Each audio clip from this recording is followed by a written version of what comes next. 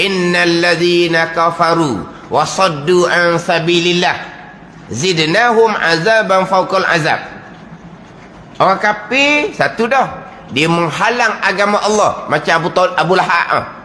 Kami akan tambah azab kerana dia menghalang agama Allah, melebihi azab kerana dia kafir. Adapun Abu Talib, dia tak ada azab kerana menghalang agama Allah, sebab Abu Talib tidak menghalang agama Allah.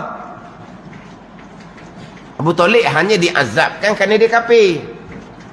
Jadi orang kafir, memang kita kalau kita boleh nasihat jangan buat benda jahat, sebab dia akan kena seksaan yang lain. Minum arak, seksaan yang lain. Dia berjudi, seksaan yang lain. Dia berzina, seksaan yang lain. Lain daripada seksaan kerana dia kafir. Jadi kalau orang ni orang yang kafir, tapi dia berjudi tidak, minum arak pun tidak, berzina pun tidak, makan babi pun tidak, dia makan sayur je. Dia makan sayur je. Ada. Saya pernah kenal orang yang bukan Islam. Dia tak judi tidak, minum arak pun tidak, berzina pun tidak, makan babi pun tidak. Bukan makan babi tidak, makan lembu kambing pun tidak, dia makan sayur je. Kata kamu ni masuk Islam lah, dia senyap. Dah perangai macam orang Islam dah. Dah buat kerja jahat, judi menaruh dah. Judi menaruh ni dah.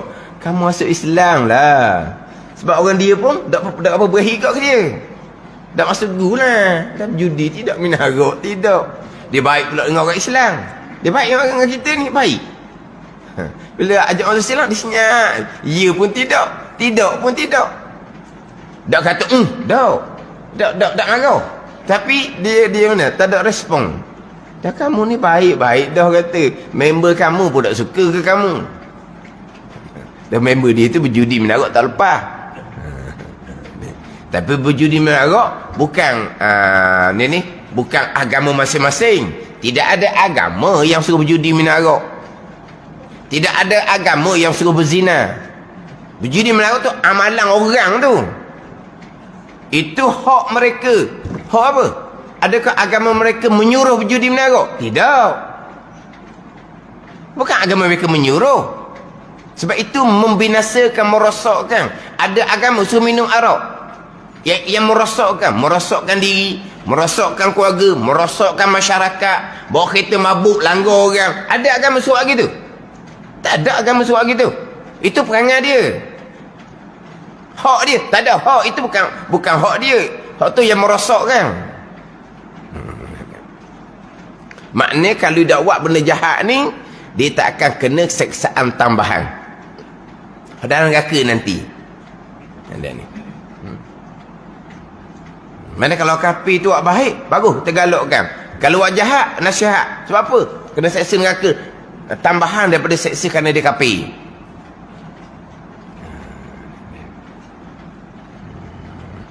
Mana kalau orang kafir buat baik, dapat manfaat atas dunia. Orang kafir tu buat jahat, tidak akan bertambah seksaan neraka. Kena galakkan lah. Kena beritahu ke dia. Ni neraka dah. Saya cakap dia tak makan. Kerana kafir jangan tambah pula. Judi lagi, minarok lagi.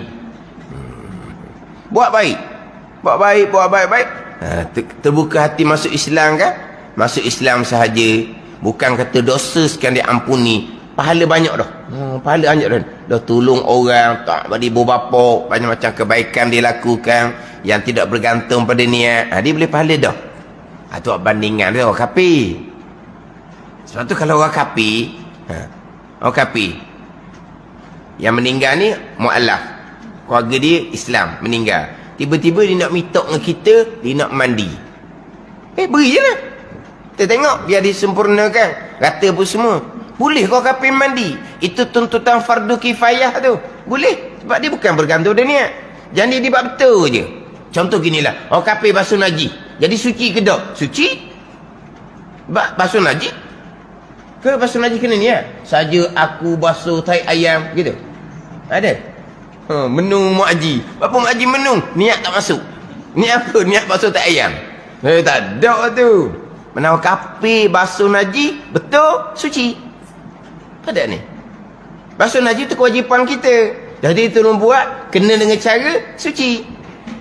Memandikan jenazah ni fardu kifayah. Tiba-tiba hak keluarga asal kafir tu nak mandikan jenazah mu'allah ni, kita beri je lah. Dia pun nak mengkapankan, kita beri je lah. Siapa masa semayang nak semayang? Tak boleh. Kalau semayang jenazah, ibadah yang bergantung pada niat, dia tak boleh. Kamu tak boleh semayang.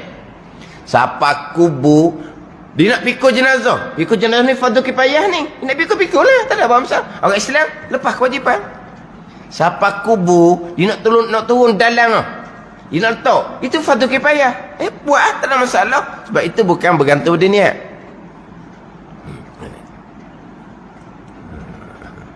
Jadi orang kafir buat kebaikan, jadi tapi tak dicatatkan pahala. Dia bertaubat hingga masuk Islam, dapat pahala. Macam cerita orang puasa tak semayang. Di semayang kemudian pahala puasa tu akan dicatatkan. Kita bicara bab ujub. Dia buat amal ibadah tapi ujub. Pada ni, dia lupa itu semua nikmat daripada Allah Subhanahu wa taala. Maka pahala tidak dicatatkan. Dia bertaubat kemudian pahala akan dicatat. Dia sampai ke mati tidak bertaubat, maka pahala dia kosong. Satu pandangan ujub, habis pahala tu. Satu pandangan ujub bukan membatalkan pahala, membatalkan gandaan. Tidak ada gandaan. Ada tiga pandangan atas sekali tu. Pembicaraan berkaitan dengan ujub. Ni nak bicara pula macam mana daripada hak sifat kecelaan, hak 10 perkara ni. Dan ketahui ulun bahawa nifak itu menggugurkan amal. Nifak ni buat amal kerana lain daripada Allah Subhanahu wa taala, dan riak mewajibkan ditolakkan amalnya, amal seseorang. Dia kalau bicara bab syariat, nifak ni menggugurkan kesempurnaan amal. Kita bicara dah minggu lepas kan. Nifak satu, riak satu. Ikhlas ada dua. Dua keikhlasan ni dua bahagian. Ikhlas ada dua bahagian, dua martabat. Satunya ikhlas, ikhlas amal. Satunya ikhlas menuntut pahala. Jangan lupa lah tunya. Ikhlas amal, ikhlas menuntut pahala. Ikhlas amal ni wa amal semata-mata redha Allah. Tiada kerana yang lain daripada Allah, termasuk pahala, termasuk syurga. Tidak ada. Itu ikhlas nombor satu. Ikhlas nombor dua, ikhlas menuntut pahala. Ingat baik ayat kitab Minhaj ni. Ikhlas menuntut pahala. Menuntut pahala tu nama dia ikhlas. Yang pertama ikhlas amal. Yang kedua ikhlas menuntut pahala. Nak pahala, nak syurga, nak nikmat syurga tu. Itu ikhlas menuntut pahala. Ikhlas. Ada ni. Mana pun buat ambil ibadat, nak akhirat, bukan nak dunia. Ikhlas. Akhirat tu selain daripada Allah. Syurga selain daripada Allah. Nikmat syurga selain daripada Allah. Itu ikhlas nombor dua. Jadi ikhlas pertama ikhlas amal. Lawan dia nifak. Wa amal kerana yang lain daripada Allah ni. Bukan kerana Allah, kerana nak pahala, kerana nak syurga, kerana nak nikmat syurga. Ini nifak dipanggil. Ini menggugurkan amal. Kalau bicara syariat, yakni menggugurkan kesempurnaan amal. Sebab ikhlas peringkat awam, ikhlas mukhlisin dia panggil, memanglah nak kepada pahala, balasan, syurga, tu naknya. Hak ikhlas amal ni, ini ikhlas muqarrabin. Ikhlas peringkat muhibbin, peringkat muwahhidin, aulia lah ni. Muqarrabin ni orang yang hampir hati dengan Allah. Muhibbin ni orang yang kasih akan Allah, mahabbah khasah. Mahabbah yang takhsiskan dengan nur, kasih yang sebenar-benarnya. Kita bukan kasih akan Allah, kasih akan balasan Allah. Sebenar di hatinya ada kasih ke Allah, kasih kepada dunia lah, kasih pada harta benda, kasih pada keluarga. Mana ada kasih akan Allah? Pada ni. Ini hak mahabbah tu, mahabbah aulia. Muwahhidin tauhid khas. Ini peringkat maqam fana. Itu peringkat aulia belaka. Itu ikhlas amal. Lawan dia nifaq. Wa amma ni tak jujur. Wa amma tak jujur. Apa tak jujur? Nak pahala, nak syurga. Nak pahala, nak syurga ni, ini bukan hamba dengan Tuhan. Kita panggil hamba kan? Kita panggil kita ni hamba. Allah Tuhan. Rabbil alamin. Tuhan bagi sekalian alam. Kita hamba. Allah Tuhan. Hamba dengan Tuhan ni nak upah ke? Hamba dengan Tuhan nak upah. Nak upah ni pekerja dengan majikan. Pekerja dengan majikan nak upah. Dan kita ni pekerja. Allah majikan. Kita hamba. Allah Tuhan. Dan hamba dengan Tuhan macam mana? Nak pahala. Nak syurga. Atas dunia pun dia Tuhan dakwi kita. Tak cukup lagi. Nak lagi. Bang apa ni? Nifaq. Ada kepura-puraan tak jujur dalam buat amal. Tak jujur dalam buat amal. Allah Maha Besar, tapi di hati membesarkan syurga, membesarkan balasan syurga. Bukan membesarkan Allah Subhanahu wa taala, membesarkan akan balasan Allah. Tak, membesarkan Allah, bukan membesarkan balasan Allah. Tak, nak hak ni hak balasan. Itu dipanggil nifaq. Menggugurkan amal, menggugurkan kesempurnaan amal. Sebab dalam kitab Hikam Syardak Qulubani pun dinyatakan bahawa ijma' ulama, orang buat amal kerana nak pahala, nak syurga, dipanggil ikhlas. Ijma' ulama. Ada kitab Minhaj ni sebut ikhlas menuntut pahala ikhlas. Jadi hak nifaq ni menggugurkan amal, menggugurkan kesempurnaan amal. Dan riak mewajibkan ditolakkan amal, ditolakkan pahala amal atau riak. Wa amal kerana dunia. Wa amal kerana dunia. Dan manun dan azar, dia mengungkit akan pemberian dia. Dan azar, dia menyakiti akan pemberian sedekah dianya. Kalau ni sedekah, kemudian dia ungkit kemudian. Ungkit tau. Bangkit, ungkit kemudian. Dan azar ni dia sedekah, tapi dia menyakiti. Ungkit ke menyakiti ke, sedekah yang tidak ikhlas, sedekah setengah riak, sedekah kerana serta dengan sombong takabur, maka dia memandang hina orang-orang hak kurang-kurang ni, tapi dia tolong. Tolong pun pasang dia lah. Pasang dia campur ke, tolong. Dia pun campur. Nak ambil, tambah sudah. Dia kata, dah orang susah ni ambil lah. Dia pun rasa, hebat dia. Ni hak punca daripada hak ni, hak timbul menyakiti ni. Tolong molek ni. Tolong, dah lah ambil gambar. Lepas tu, buat menyakiti pula, mengaibkan orang yang ditolong. Tunjuk habis kesusahan dia macam mana. Habis kepada rumah pun masuk, dalam bilik pun masuk. Ni bukan mereka ni. Hak pasal ni lama-lama terbongkar lah sebenar-benarnya macam mana. Tapi orang kita ni tengok mula-mula tu habis lah. Tak ada dalam dunia ni. Satu-satunya orang hak paling cepat mengangkat, orang perempuan. Tapi bukan sini. Orang perempuan lah. Kau tengok komen orang perempuan macam tak ada tok lelaki. Kalau dia komen tu orang lelaki, bukan orang perempuan. Dia komen dia angkat. Dia suami duduk mana? Angkat, punya angkat, angkat. Akhirnya bagai-bagai timbul. Mengaibkan orang yang susah. Tolong kena ambil gambar. Sebab kadang-kadang tolong ni ada orang lain sumbang. Mana tolong kena ambil gambar. Sebab biar dia tolong tu, aku ada video ke dia tu. Kena ambil gambar tu.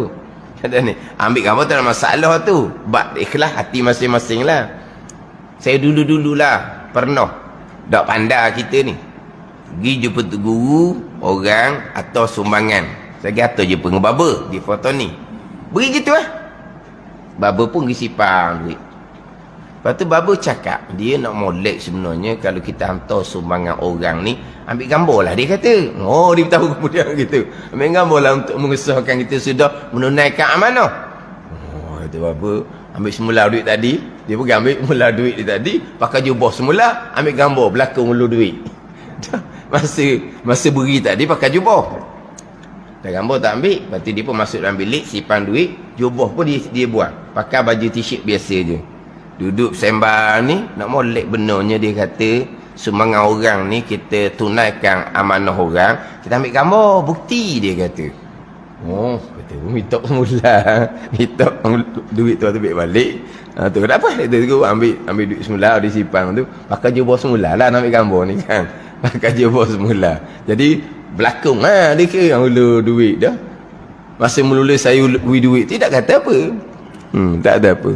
Kemudian baru dia cakap, oh ya sungguh juga, bukan duit kita, duit orang. Duit kita tak apalah kita sembunyi, duit orang kena ambil gambar.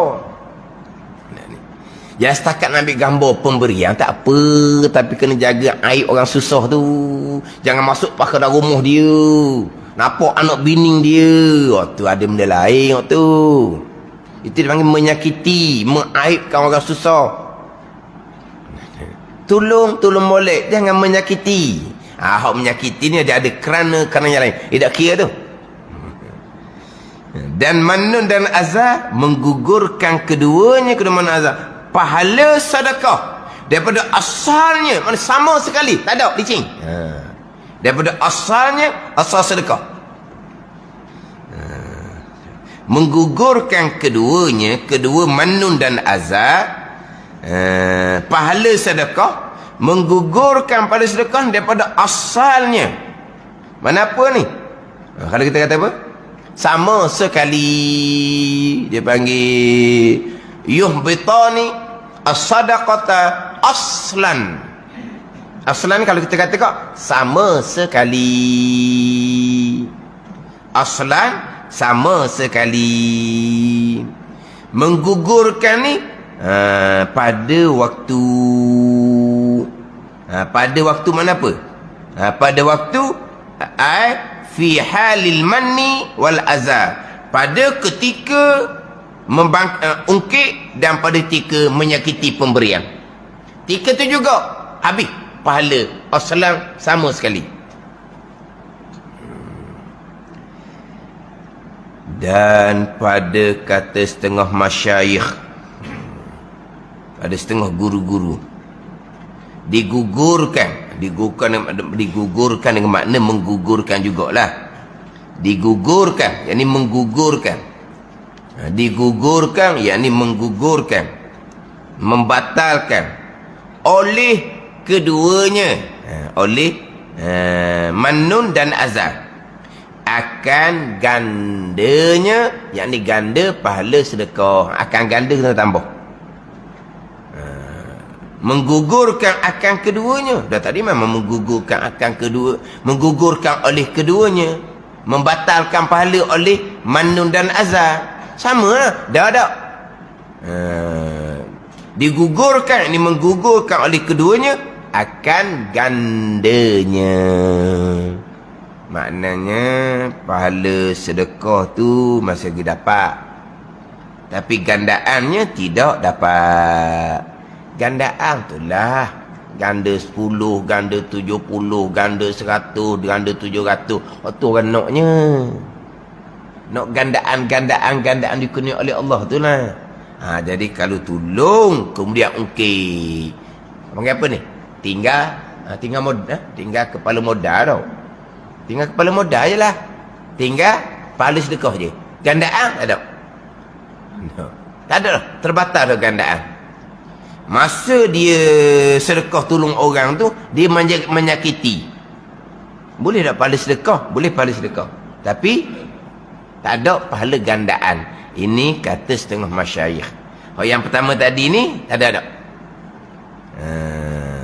Menggugurkan keduanya, pahala sedekah daripada asalnya. Mana apa? Aslan sama sekali, licin. Bukan gandaan. Bukan pahala sedekah pun tidak ada. Ni pandangan yang muktamad lah.